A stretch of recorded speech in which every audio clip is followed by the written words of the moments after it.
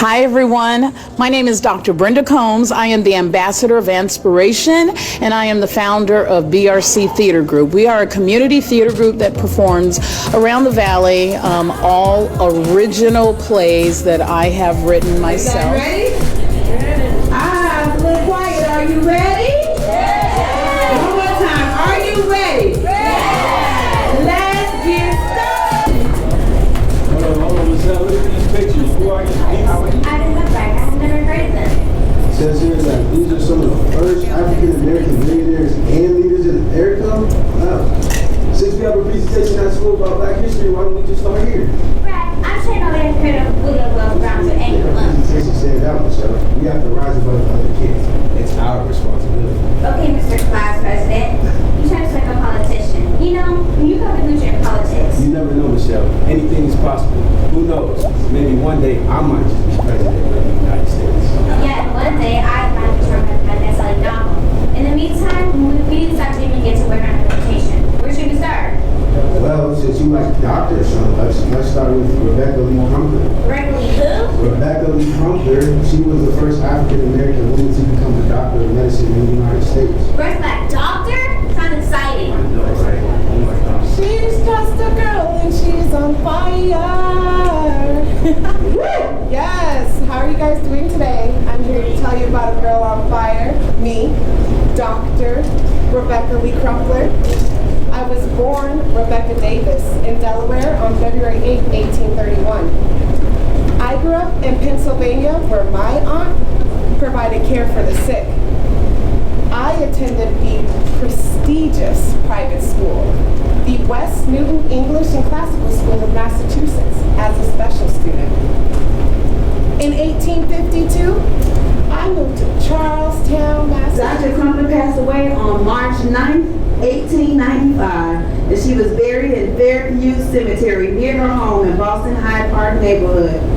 It was an unmarked grave, Dr. Rebecca, but in February of 2020, almost 125 years after your death, the Friends of the Hyde Park Library discovered that. They began to fundraise, and they got you a proper tombstone, Dr. Crumpler. They should.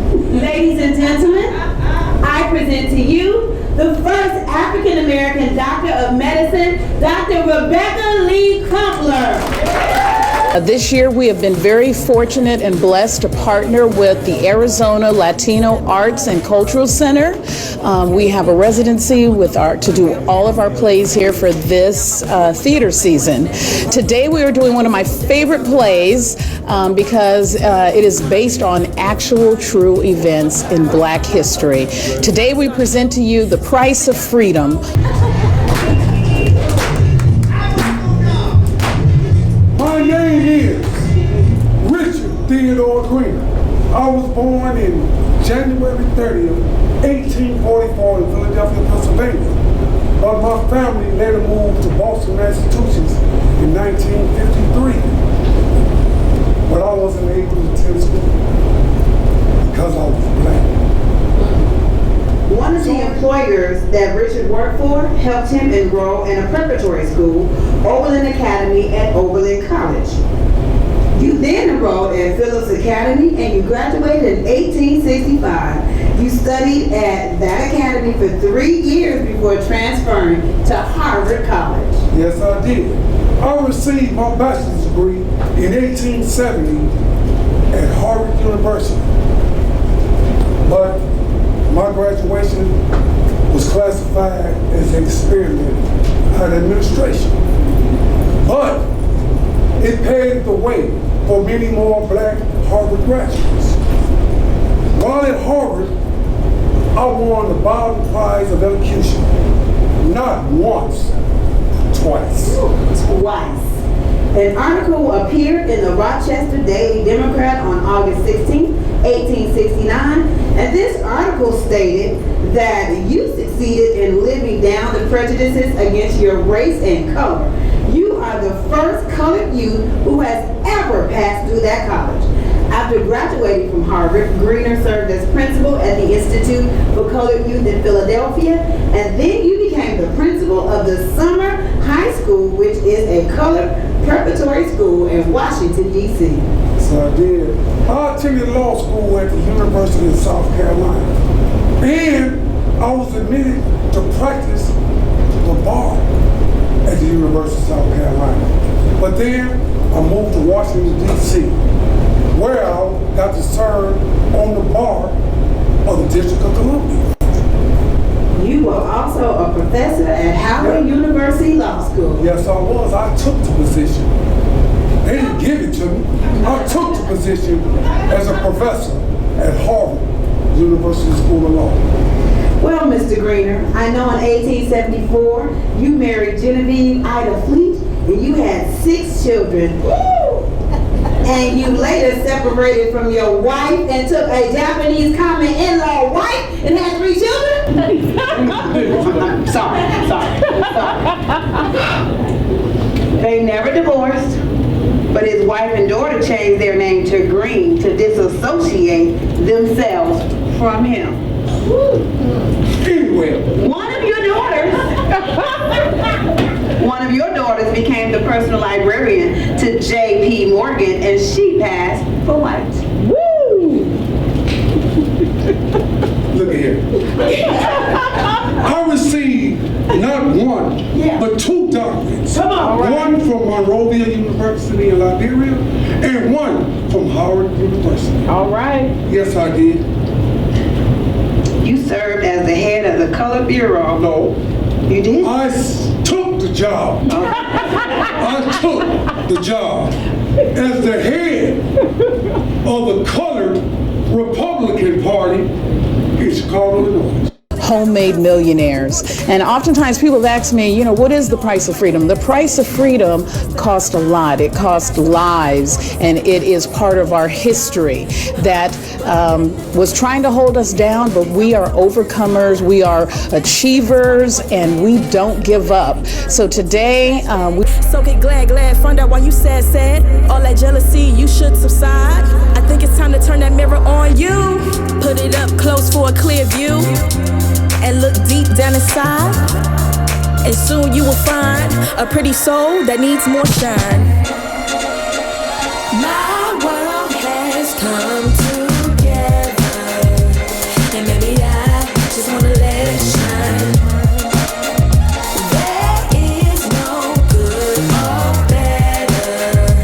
I think tonight I'm gonna make it mine.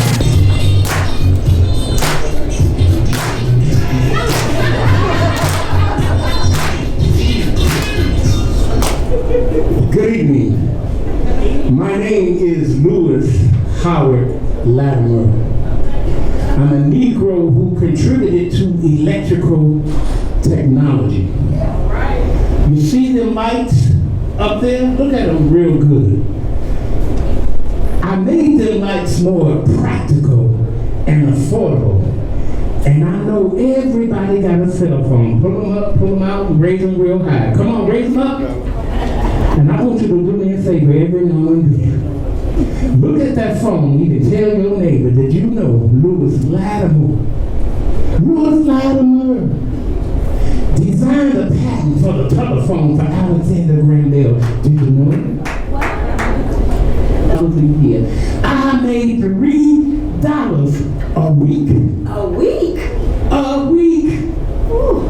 Don't feel bad for me because guess what? That was good money for Negroes back in those days. I taught myself electrical drawing and learned how to use a ruler and other tools for sketching. And I became head draftsman making $20. Y'all know where I'm going with this. Not an hour, nor a day. $20 a week to feed my family. Latimer worked with the famous inventor Hiram Maxim at the U.S. Electric Lighting Company. That's right. And in 1876, Mr. Latimer, you were hired by Alexander Graham Bell as a draftsman to draft the drawings to receive a patent for the telephone. I told you about that one. Now, I wrote my first book on electrical technology and supervised the installation of all them lights in New York, Philadelphia, Montreal, and I even got to fly over to London as well. Wow. I want to leave you with one of my favorite quotes. We create our future by well improving right now present opportunities, no matter how few or small they be. Never, ever give up on your dreams.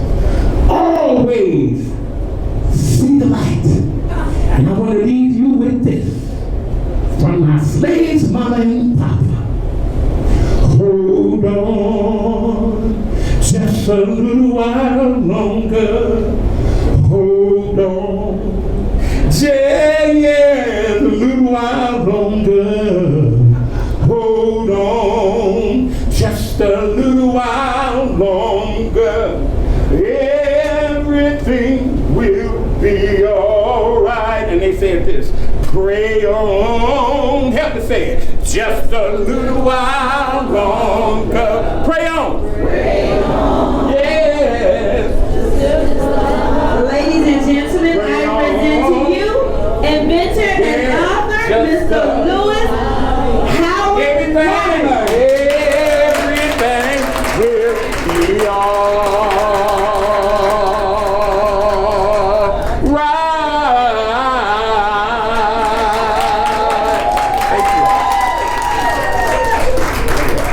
Pictures that we still use today. Really?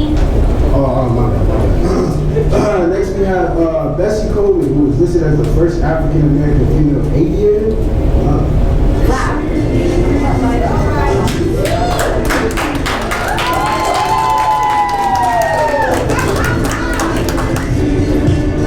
Greetings. My name is Bessie Coleman. I was born in January 26, 1892. I was the first Negro and Indian of descent to hold a pilot's license. And before I say that, I was the first woman to hold a pilot's license. An international pilot's license, I might add. Come on. Bessie, so much girl, my life was steeped in the African American Cultural Revolution that was taking place. I mean, literally. I wrote poetry. I hosted literary luminaries such as Dorothy West, Claude McKay, Langston Hughes, and Zora Neale Hurston. All in my overcrowded apartment. Come on. Included traveling to study in Paris, being the first Black artist elected to the National Association of Women Painters and Sculptors, and she received, girl, you received, I did that thing. Yeah. She received a commission and for the 1939 New York's World Fair to sculpt a 16-foot high creation entitled Lift Every Voice and Sing, for which we named our Black National Anthem. Augusta's story is defined by her talent, struggle, passion, self-determination, and celebration of Blackness through her art. Gwendolyn Brooks is one of the most highly regarded, influential, and widely read poets of 20th century American poetry. She was a much honored poet, even in her lifetime, with the distinction of being the first Black author to win the Pulitzer Prize. She was also poetry consultant to the Library of Congress. You were the first Black woman to hold that position and poet laureate of the state of Illinois. Brooks was born. That autobiography served as her poetry consultant. She was with the Library of Congress. And she was 68 when she became... I was truly, truly blessed. I was the first Black woman to be appointed to this post. Some of my many duties were to visit local schools, colleges,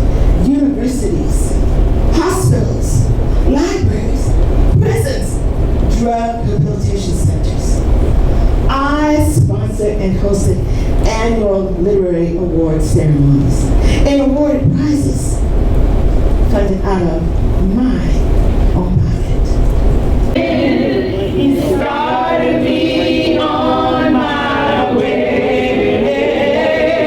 The Lord is blessing me right now. Ladies and gentlemen, I present to you Gwendolyn Brooks. Racial conflict in the United States history. 2 days of violence in 1921, whites against blacks, which left an estimated 50 people dead, hundreds injured, and more than 1,000 black-owned homes and businesses destroyed. On the morning of May 30th, a black man named Dick Rowland stepped into a building simply to use the restroom. The elevator operator, a young white girl named Sarah Page, all of a sudden, there was a scream that was heard from inside that elevator, and Rowland ran out. Rowland was arrested, and in the courthouse, a gun was discharged during a dispute between a white man and a black man, causing the incident to erupt into a racial conflict. By the early morning of June 1st, the burning and destruction of Black Tulsa, Black Wall Street had begun. Blacks were greatly outnumbered, and the police were not able to control that riot. The National Guard declared martial law, eventually bringing an end to most of the violence. Most rioters returned to their home the night of June 1st, while much of Tulsa's black population was in prison. It was terrible. Homo, men, women, children, just shot dead in their own front yard. Planes were dropping turpentine bombs on buildings. I'm not talking about no regular bomb. I'm talking about the type of bomb that would hit the ground and explode to the ball of fire. Killing everything. Machine guns. They were using machine guns, firing shots, shooting up the church. The church. Come on, the church? I'm talking about God's house.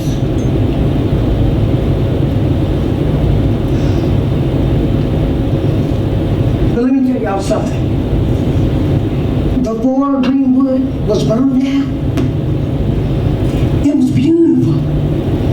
The streets was hustling and bustling, and there were stores and hotels, restaurants.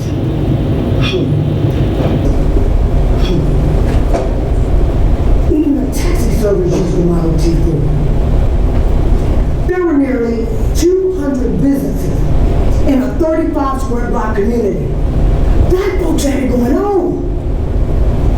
In fact, by 1921, Greenwood had a high school that taught Latin, chemistry, and physics, a 3-story hotel with a chandelier living room, and a silent movie theater, accompanied by a live pianist.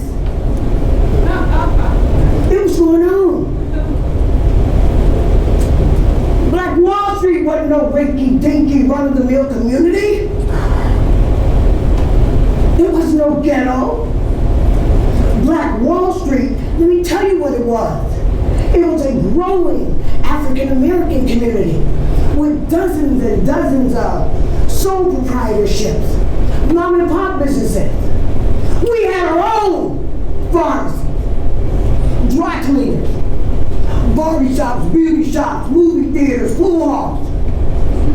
We even had our own planes. And you can best believe we have professional services too. Come on, I'm talking about some of the finest lawyers and doctors and dentists. And you know we had the church. Can I get an amen? Amen. Please stand to your feet, ladies and gentlemen, as we welcome the 44th President of the United States of America, President Barack Obama and First Lady Michelle Obama.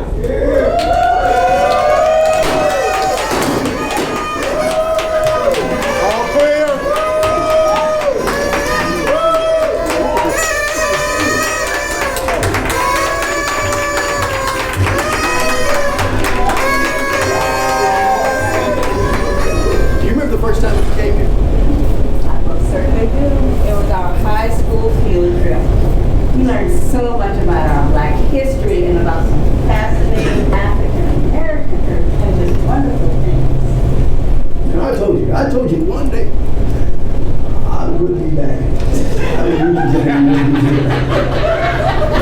You're going to certainly do. And look at you, the first African American president of the United States.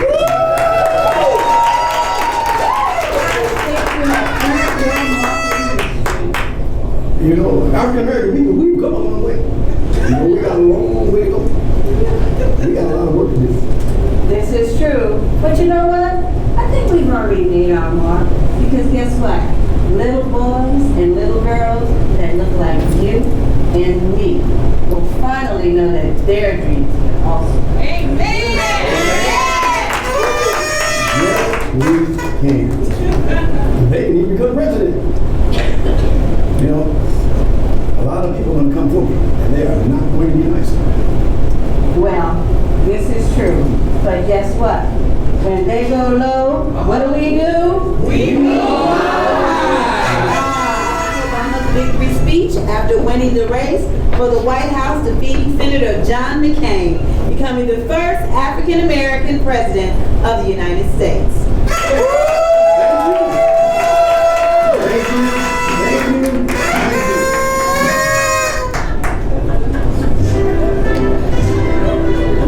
If there's anyone out there who still doubts that America is a place where all things are possible, who still wonders if the founders of our country are alive and well, who still questions the power of our democracy, tonight is your answer. It is the answer given by young and old, rich and poor, Republicans, Democrats, black, white, Hispanic, Native Americans, gay, straight, disabled, non-disabled. It's America. We show the world we are not just a collection of individuals or a collection of red states and blue states. I would not be here tonight if not for my best friend of 16 years. To the woman, the love of my life, the rock of our family, the America's first African-American woman, Michelle Obama.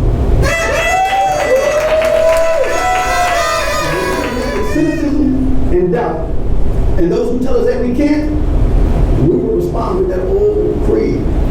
Yes, we can.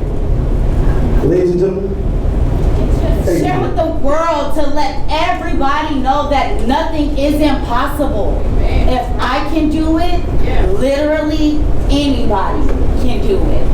Dr. Brenda shares her story with a variety of audiences. Her journey has received national coverage, including an article in Reader's Digest, interviews on CNN, NBC's Today Show, and guest appearances on Oprah's XM Radio, the DNA Experience, and the Wendy Williams Show. How you doing? Okay, yes. Hi everybody, this is your girl Miss Pat. Just came back watching the play produced and created by BRC Group. It's worth seeing. Definitely come out and support it. It was life-changing and it's a great way to celebrate Black history, which is our history. # Black Excellence. I put the work in, now I got the big bags that you call Birkins.